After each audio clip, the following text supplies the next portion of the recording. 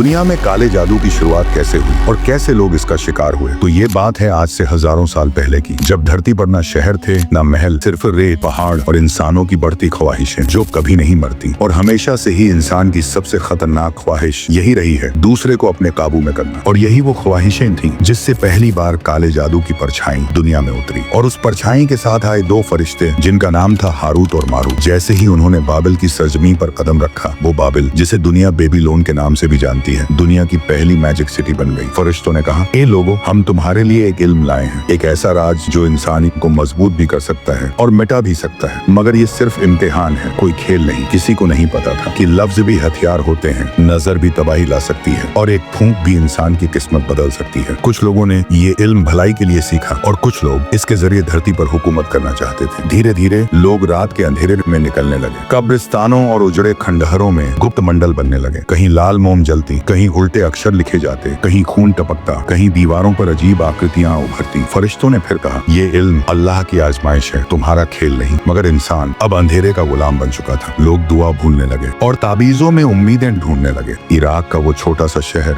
धीरे धीरे दुनिया का पहला जादू का शहर बन गया, जहाँ इंसानों ने जादू के बदले अपनी रूहें बेच दी। और इस तरह इंसानों ने जादू को हथियार बना लिया। लाल धागे, हड्डियां, काले ताबीज, जिन्नों से सौदे, हर चीज इंसान की कमजोरी को पकड़ने लगी। जब पूरा शहर जादू, धोखे और बुराई में डूब गया, तो अल्लाह ने हारूत मारूत को रोक दिया। वो लोगों को नहीं सिखाते थे, मगर जो लोग सीख चुके थे उसे आगे फैलाते गए। और यहीं से काला जादू पीढ़ियों में, किताबों में, ताबीजों में और सीक्रेट मंडलों में उतर गया। और फिर एक वक्त ऐसा आया जब लोग खुदा को भूलकर ताबीज, नक्षत्र और अजीब निशानों पर यकीन करने लगे। अल्लाह ने बेबीलोन को मिटा दिया, मगर काला जादू आज तक नहीं मिटा, क्योंकि इंसान की लालच हर दौर में जिंदा रहती है। इसकी शुरुआत बेबीलोन से हुई थी, मगर इसका अंधेरा आज तक दुनिया में मौजूद है। और एक दिन जब दुनिया पर फितनों की बाढ़ आएगी, तब ये अंधेरा अपनी आखिरी शक्ल लेगा, क्योंकि अल्लाह के सामने किसी का जादू नहीं चलता। इसका असर सिर्फ उसी पर होता है जो अपने दिल को कमजोर रखता है और ईमान की रोशनी से महरूम है। काला जादू ताकत नहीं, ये एक जंजीर है जिसमें इंसान खुद को बांधता है। और याद रखो, अल्लाह के सामने न किसी ताबीज की औकात है, न किसी जादू की। बेशक मेरा रब हर चीज पर कादिर है।